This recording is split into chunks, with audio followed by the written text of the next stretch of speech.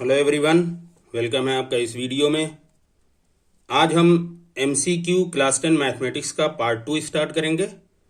Okay, इसमें हम 20 question इसमें भी कवर करेंगे। चलिए स्टार्ट करते हैं। तो क्वेश्चन नंबर 1 हमारा इसमें है, the LCM of 20, 40 and 48 will be. क्या होगा? तो इसके लिए हम क्या करेंगे, 20, 40 और 48 के हम प्राइम फैक्टर्स निकालेंगे।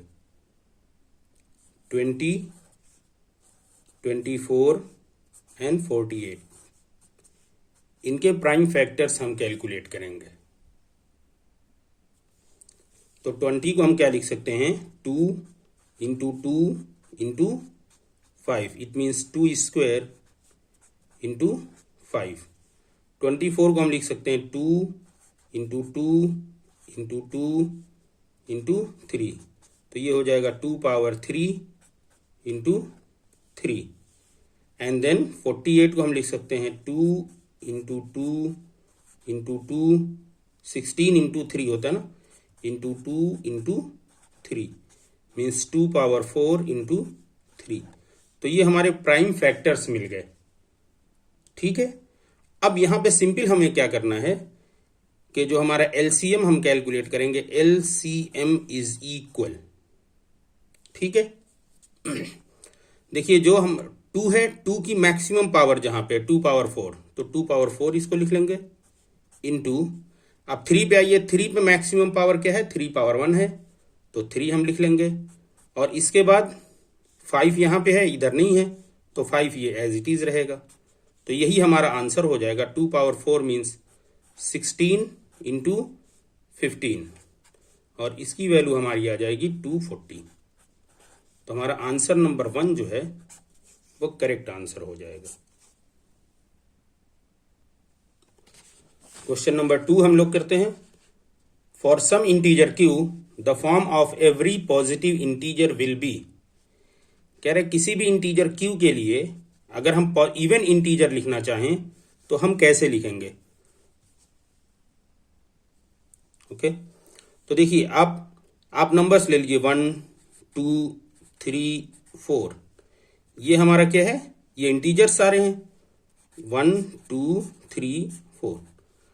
अब देखिए अगर 1 को हम क्यू सपोज कर रहे हैं, ठीक है, और हमें इवन चाहिए, तो 1 को अगर हम क्यू सपोज कर रहे हैं और अगर क्यू के फॉर्म में लिख रहे हैं तो 1 हमारा 1 ही रह जाएगा। और 1 को हम क्यू प्लस 1 कर रहे हैं, तो 1 प्लस 1 2 हमें मिल रहा है, तो यहां तो हमें इवन मिल रहा है, यहां इवन नहीं मिल रहा है। ठीक है, यहां 2 इंटू 1, तो हमें फिर इवन यहां भी मिल रहा है। यहां 2 इंटू 1 2 प्लस 1 3, ये ऑड और ये ऑड, ये दोनों तो इवन हमें मिल रहे हैं अगर हम 1 ले रहे हैं। ठीक है, अब इसी चीज को हम इवन नंबर, ऑड नंबर पे हम कर रहे हैं, तो हमको ये दोनों इवन मिल जा रहे हैं।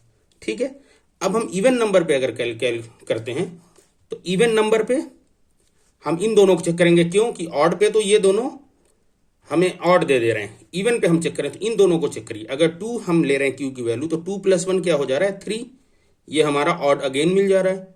और 2 इंटू 2 अगर हम कर रहे हैं तो 4, ये इवन मिल रहा है। तो देखिए जब हम इवन नंबर चूज करते हैं तो फर्स्ट और थर्ड हमें ऑड नंबर दे रहे हैं, सेकंड और 4 हमें इवन नंबर दे रहे हैं। तो ऑड नंबर चूज करने पे हमें इवन, ये 2 ऑप्शन मिल रहे हैं। और अगर हम इवन नंबर चूज कर रहे हैं तो इन्हीं दोनों में से हमको चेक करना है। तो अगर हम 2 चूज करें, 2 प्लस 1 3, और 2 इंटू 2 4, दैट मीन्स हमारा यही वाला आंसर फाइनल होगा, 2q। ये हमारा इवन इंटीजर देगा, इवन इंटीजर। तो ये तो हो गई डिस्कशन की बात, बहुत ही डिस्कशन नहीं करना है, जाहिर सी बात है एग्जाम में आपको लिखना है। तो याद रखिएगा, अगर किसी भी इंटीजर के लिए आपको इवन नंबर कह रहा है तो 2q इसका आंसर होगा, और अगर ऑड नंबर कह रहा है तो 2q प्लस 1, ये याद रखिएगा। चलिए question 3, prime factor of number 156 will be. 156 का प्राइम फैक्टर, तो आपको सिंपल करना है, 156 लिख लीजिए और इसके फैक्टर्स निकालिए। तो 2 से डिवाइड करेंगे, 2 17, 2 7 14, 1 हुआ 16, 2 8 ज ओके। फिर 2 से इसको करते जाइए, 2 3 ज 6 9। देन अब ये 3 से इसको कट करिए, 3 देन 3 13। देन अब ये 13 से कट होगा तो ये आ जाएगा 1। ठीक है। तो हमारे प्राइम फैक्टर्स क्या हो गए? प्राइम फैक्टर हो गए 2 इंटू 2 इंटू 3 इंटू 13। ठीक है, ये हमारे प्राइम फैक्टर्स हो गए। तो इसको हम लिखेंगे this is 2 square into 3 into 13। तो हमारा कौन सा आंसर सही हुआ? 2 स्क्वायर 3 13, 2 स्क्वायर 3 2। तो सेकंड ऑप्शन हमारा करेक्ट ऑप्शन है। ओके, सिंपल आपको ऐसे प्राइम फैक्टर्स ऐसे कैलकुलेट कर लेना है। ओके, चलिए क्वेश्चन नंबर 4 कर लेते हैं हम लोग। The HCF of two numbers is 306 657 is 9। तो LCM क्या होगा ये आपको पूछ रहा है। सिंपल फॉर्मूला है HCF into LCM is equal to the two numbers. तो अब आप इसको A एंड B कर लीजिए। ठीक है, ये आपका फॉर्मूला होता है। ठीक है, अब इस फॉर्मूले के हिसाब से आप वैल्यू निकाल लीजिए। HCF आपका 9 इंटू LCM इक्वल A की वैल्यू आपकी 306 इंटू 657। तो LCM की वैल्यू आपकी हो जाएगी 306 इंटू 657 डिवाइड बाई 9। 3 से इसको डिवाइड अगर हम करें तो ये हो जाएगा 3102। और अगर ये 3 से डिवाइड करते हैं, 3 से डिवाइड ये हो रहा है, यस ये भी हो जाएगा। 3 से इसको डिवाइड करें, 3 2 ज़ 6, 3 1 ज़ 3, 3 9। तो ये आपका आ गया 102 इंटू 219, 102 इंटू 219। और इसका आंसर जब आप इसको फाइनली कैलकुलेट करेंगे तो ये आएगा 2 2 3 3 8। ये आपका सेकंड ऑप्शन जो है वो करेक्ट हो रहा है। तो सेकंड ऑप्शन यहाँ पे होगा। ये बहुत सिंपल क्वेश्चन है। HCF into LCM is equal to the multiplication of the two numbers. और यहाँ से आप LCM निकाल लें, और अगर LCM दिया हो तो HCF आप निकाल सकते हैं ऐसे। ठीक है, ओके।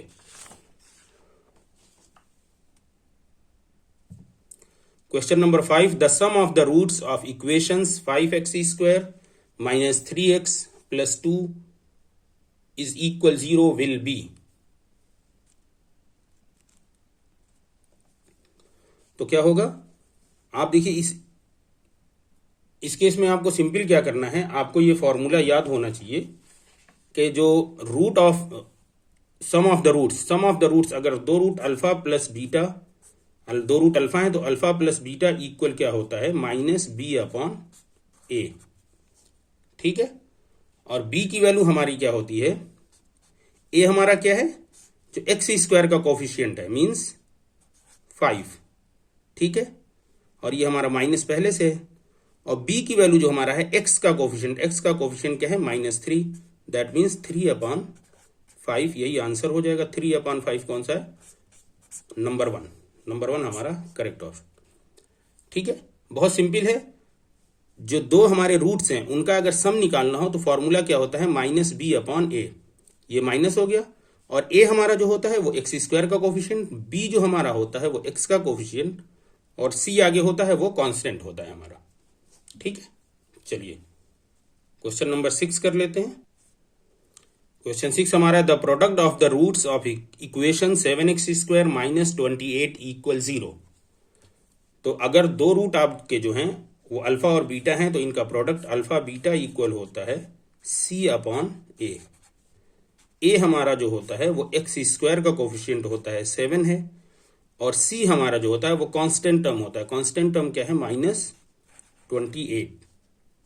ठीक है, तो ये क्या हो जाएगा आंसर? -4। सेकंड ऑप्शन हमारा करेक्ट हो जाएगा। ये बिल्कुल सिंपल क्वेश्चन है। Okay, alpha beta equation of the root, अगर अल्फा बीटा है तो उनका प्रोडक्ट क्या होता है? c अपॉन ए। c क्या है? कांस्टेंट टर्म, और a एक्स स्क्वायर का कोफिशिएंट। ओके, क्वेश्चन 6 हो गया।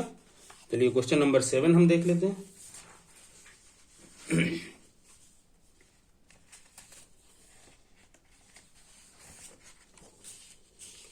Question number 7, if one of the root of the quadratic equation x square plus 3x minus p equal 0 is 2, then the value of p is.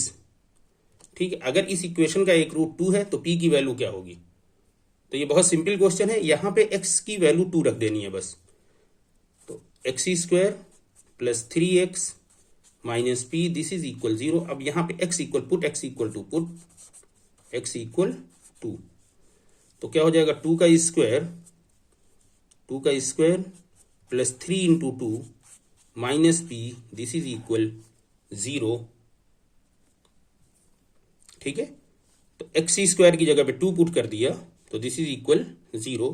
Now this is 4 plus 6 minus p equal 0, 10 minus p equal 0, this implies that p equal 10। तो ये हमारा third option जो है वो correct हो रहा है, third option correct हो गया। सिंपल आपको है p की वैल्यू पुट कर देनी है इक्वेशन में, सॉरी x की वैल्यू 2 पुट कर देनी है इक्वेशन में, आपको p की वैल्यू मिल जाएगी। Okay, next question, if root of the equation 3x square minus 6x plus k equal 0 are equal, then value of the k is. Root of the equation are equal, देखिए अगर equal होते हैं, ठीक है, तो basic आपका क्या है कि आपका जो डिस्क्रिमिनेंट है बी स्क्वायर माइनस 4ac, इसकी वैल्यू क्या होगी 0। ये हमने बी स्क्वायर माइनस 4ac की वैल्यू 0 क्यों चूज की है? क्योंकि हमें दिया है कि रूट्स क्या हैं, इक्वल हैं। तो बी स्क्वायर माइनस 4ac क्या होगा 0। अब बी स्क्वायर की वैल्यू देखिए, बी जो ए बी सी, ए की वैल्यू एक्स स्क्वायर का कोफिशिएंट, बी की वैल्यू जो होती है एक्स का कोफिशिएंट, और सी जो होता है हमारा कांस्टेंट टर्म। तो यहां से हम डायरेक्ट लिख रहे हैं बी की जगह पे क्या है, बी की वैल्यू माइनस 6 स्क्वायर माइनस 4, ए की वैल्यू हमारा क्या है एक्स स्क्वायर का कोफिशिएंट 4 इंटू 3, और सी की वैल्यू हमारा क्या है के, this is equal 0। Now minus 6 square क्या हो जाएगा 36 माइनस 4 इंटू 3 12 के, this is equal 0। This means 12 के की वैल्यू क्या हो जाएगी 36, और इस तरह के की वैल्यू क्या हो जाएगी 36 अपॉन 12, 12 3 ज़ 36 मीन्स 3। आपका फर्स्ट वाला ऑप्शन जो है वो करेक्ट हो जाएगा।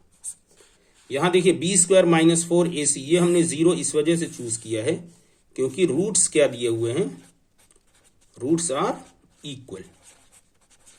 रूट्स इक्वल हैं तो हमारे पास ये रिजल्ट मिलता है कि बी स्क्वायर माइनस 4ac की वैल्यू 0 होती है, और इसको स्टेप वाइज सॉल्व करते चले गए, के की वैल्यू 3 आ गई।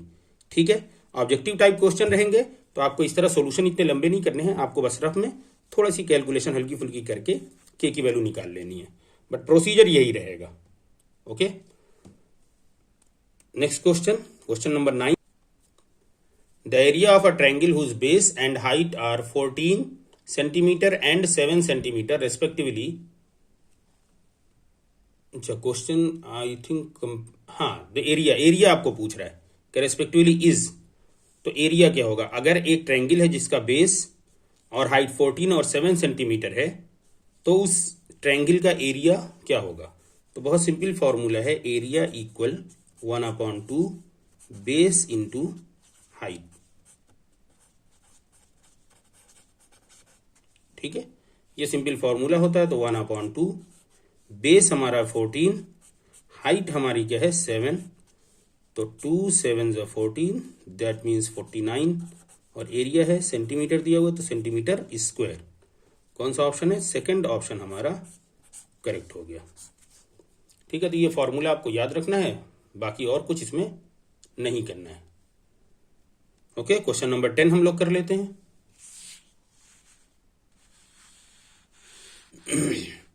The distance between the points this and this, बहुत सिंपल है, डिस्टेंस आपको निकालनी है तो डी इक्वल आप लिख लीजिए या डायरेक्ट आप डिस्टेंस कवर करिए, निकालिए। देखिए फर्स्ट का x लीजिए -1, और सेकंड के x को माइनस करिए तो -5, इसका स्क्वायर, प्लस फर्स्ट का y टर्म लीजिए तो -3 है, और फिर माइनस करिए सेकंड के y टर्म को तो -2, इसका स्क्वायर कर लीजिए आप। तो this is equal -6 square plus of -5 square. and this is equal minus 6 square means 36 plus minus 5 square means 25 and this is finally this is equal 61 under root 61। ठीक है, यूनिट मतलब अगर जो भी डिस्टेंस है अगर सेंटीमीटर में है तो सेंटीमीटर, अदरवाइज मीटर में है तो मीटर, इतना यूनिट। सो आपका 1 ऑप्शन आपका करेक्ट है, तो यहाँ पे ऑप्शन 1। ठीक है, अगर ओरिजिन से यही ये होता है जैसे पार्ट 1 में मैंने आपको बताया था, ओरिजिन से अगर रहता है तो इन्हीं दोनों का स्क्वायर कर लेंगे, लेकिन अगर दो पॉइंट्स के बीच डिस्टेंस की बात हो रही है तो हमारा फॉर्मूला क्या होता है, x1 minus x2 square plus y1 minus y2 square. तो सिंपल कैलकुलेशन करके हमें अंडर रूट 61 आंसर मिल गया। ओके, क्वेश्चन नंबर 11 करते हैं। The distance of the point p minus 3 4 from x axis is. ठीक है, तो इसमें हमको क्या याद रखना है कि distance of this point from x axis, तो इसका आंसर सिर्फ जो y कोऑर्डिनेट है वही इसका आंसर हो जाएगा।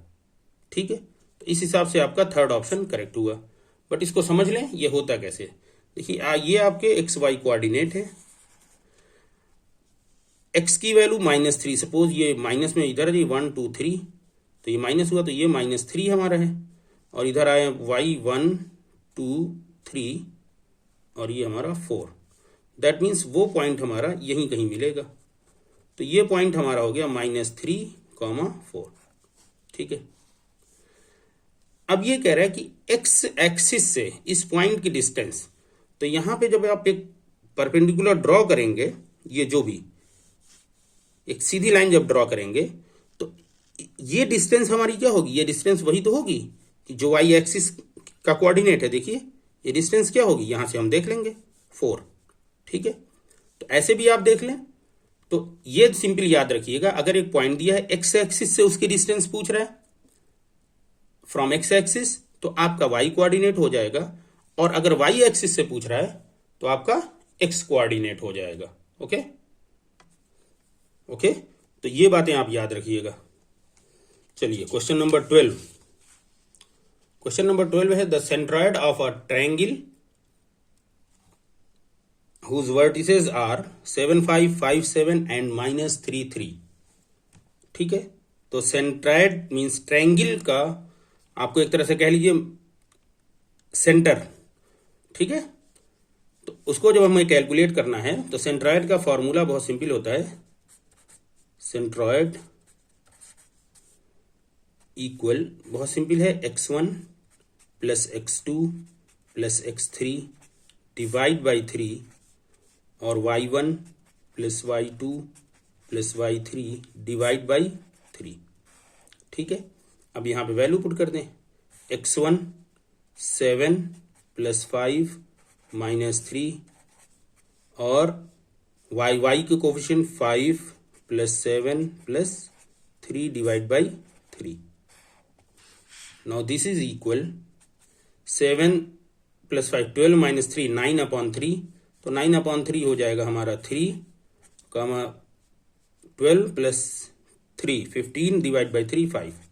सो 3 5 हमारा आंसर, तो ये हमारा थर्ड ऑप्शन हमारा करेक्ट हो गया, थर्ड ऑप्शन हमारा रहेगा। ठीक है, सेंट्रॉयड का फॉर्मूला है, बहुत सिंपल क्वेश्चन है। Okay, next question, question number 13। ये ट्रिग्नोमेट्री से हमारा क्वेश्चन है, if tan a equal 4/3 then sec a। तो जब भी इस तरह के क्वेश्चन दिए हों आप ट्रायंगल बनाइए एक। ठीक है, और ये हमारा a आप कह लीजिए, और tan a तो 4/3 ये होता है परपेंडिकुलर अपॉन बेस। अब अगर ये 3 है ये 4 है, 3 4 अगर है तो हाइपोटेन्यूज हमारा क्या होता है 5 हो जाएगा। ठीक है, अब सेक ए की वैल्यू निकाल लीजिए, सेक ए इक्वल क्या होता है, कॉस का रिवर्स, कॉस को हम क्या लिखते हैं base upon hypotenuse b upon h, तो इसके लिए हमारा क्या हो जाएगा h अपॉन b, तो हमारा क्या आंसर हो जाएगा 5/3। तो ये हमारा ऑप्शन नंबर 4 करेक्ट है यहाँ पे। ठीक है, देखिए अगर कॉस हम निकालते तो क्या, देखिए साइन हमारा क्या होगा, अब इसमें कई क्वेश्चन देख लीजिए, साइन क्या हो जाएगा 4/5, कॉस क्या हो जाएगा 3/5, tan क्या है दिया हुआ है, 4/3। कॉट क्या हो जाएगा? 3/4। सेक की वैल्यू क्या होगी? 5/3। कोसेक की वैल्यू क्या होगी? 5/4। तो ये चीजें आपको याद रखनी है कि ये फॉर्मूला आपको याद होना चाहिए। Okay, next question, question number 14।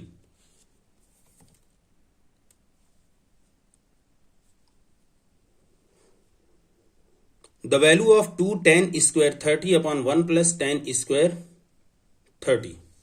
तो इसको आप सिंपल आप कैलकुलेट करिए। 2 tan 30 की वैल्यू क्या होती है? 1/√3 इसका स्क्वायर अपॉन 1 + tan स्क्वायर 30 1/√3 और इसका स्क्वायर। तो ये क्या हो जाएगा? 1/√3 क्या हो जाएगा? इसका स्क्वायर 3, तो 2/3 divide by 1 + 1/3। Now this is equal 2/3 और ये हमारा 3 + 1 4/3। 3 3 कैंसिल हो जाएगा, तो हमारा आंसर क्या आ जाएगा? 2/4 एंड दिस इज इक्वल 1/2। अब 1/2 तो हमारा कोई आंसर दिया ही नहीं है ऑप्शन, तो 1/2 को हम चेक करेंगे इनमें से किसकी वैल्यू 1/2 होगी। sin 60 क्या होती है? √3/2। cos 60 क्या होती है? 1/2। तो दिस इज इक्वल, आप लिख सकते हैं cos 60 डिग्री। ठीक है, cos 60 डिग्री। और sin 30 भी हमारा 1/2 होता है। तो इसको हम एक ऑप्शन चेंज कर दें, इसको हम 90 कर देते हैं। ठीक है, ताकि हमारे ऑप्शन सारे फिट हो जाए। ठीक है, तो हम इसको हम कर दें 90 कर देते हैं। ठीक है, ये 90 डिग्री रखिए, क्योंकि इसका sin 30 भी 1/2 होता है। ठीक है, sin 60 क्या होता है? √3/2। cos 60 क्या होता है? 1/2। tan 60 √3। ठीक है, तो हमारा sin 60 मीन्स सेकेंड ऑप्शन हमारा करेक्ट हो जाएगा यहाँ पे।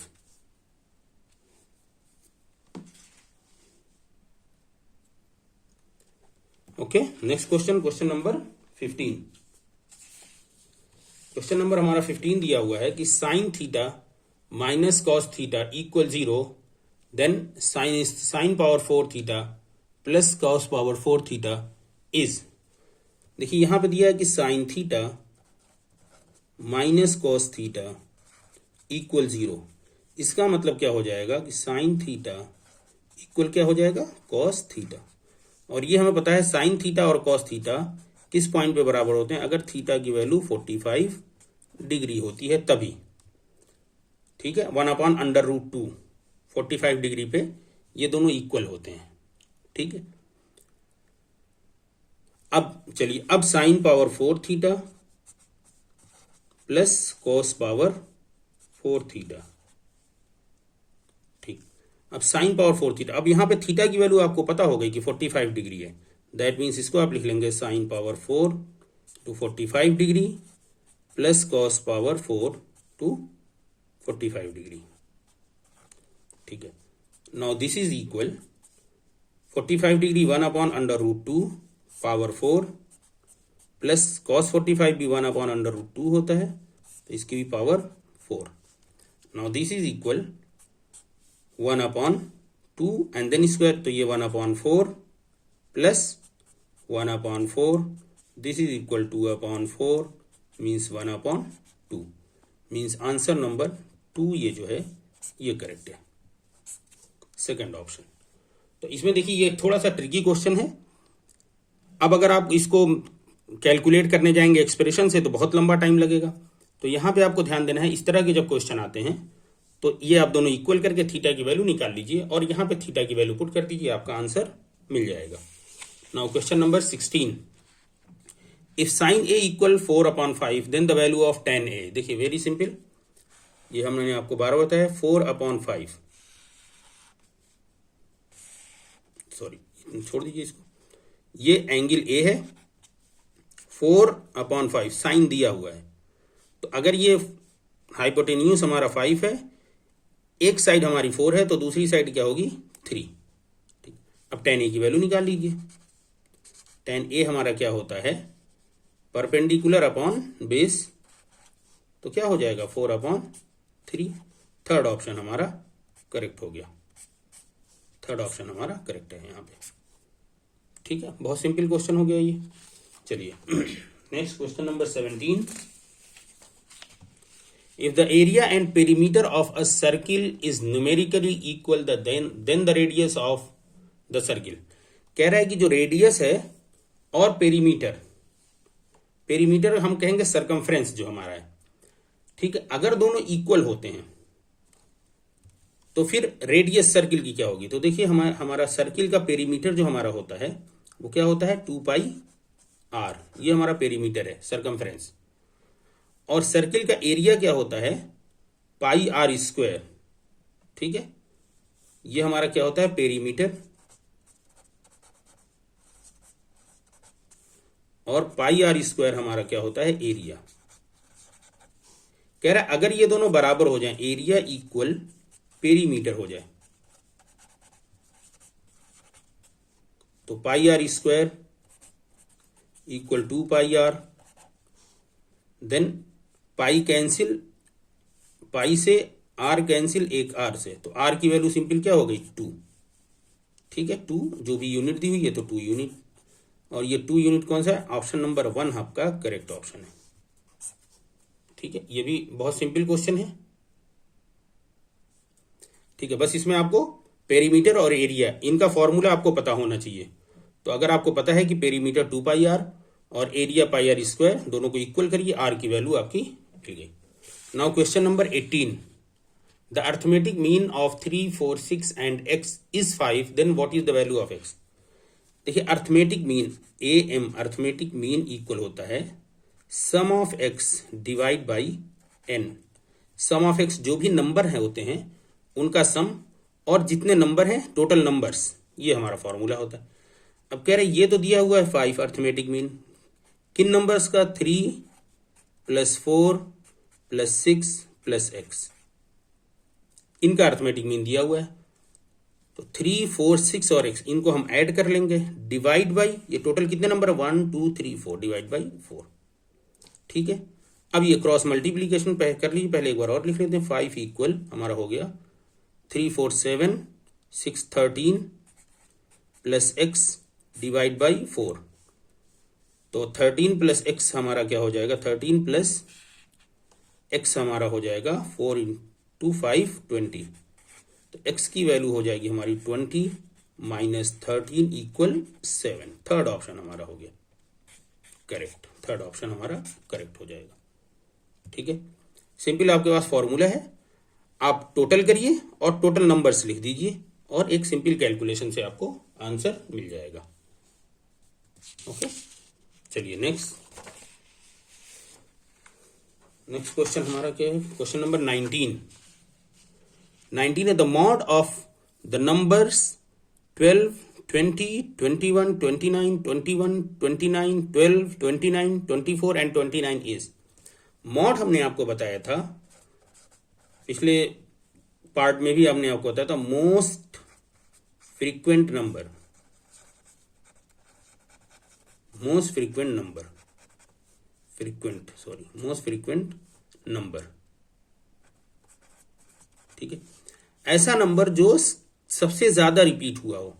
तो यहां हमको देख के ही दिख रहा है 29 1 2 3 4 टाइम्स आ रहा है और कोई और नंबर 4 टाइम्स नहीं आ रहा है। तो मॉड की वैल्यू हमारी क्या हो जाएगी, मॉड इक्वल 29। सेकेंड ऑप्शन हमारा करेक्ट हो गया।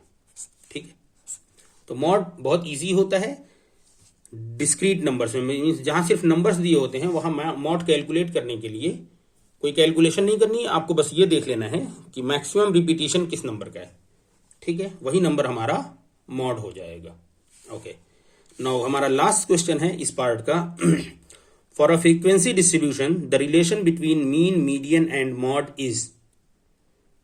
ठीक है, तो ये हमारा कौन सा हो जाएगा ऑप्शन, इसको आपको याद रखना है कि mod equal 3 median minus 2 mean, ये आपका फॉर्मूला ये होता है थर्ड ऑप्शन। मॉड इक्वल क्या होता है 3 मीडियन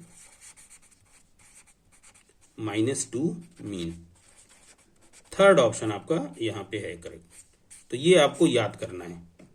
ठीक है, तो ये हमारे 20 क्वेश्चन कवर हो गए। तो आप इसको, इसमें से अक्सर क्वेश्चंस जो ऐसे हैं, हम बहुत टिपिकल बहुत टफ क्वेश्चंस को हम इन पार्ट्स में नहीं कवर करेंगे। वो क्वेश्चन कवर करेंगे जो सबकी समझ में आ जाए और बहुत आसानी से समझ में आ जाए। ओके, तो चलिए ये आप लोग बाकी मेहनत करें आप लोग, फिर मिलते हैं अगली वीडियो में।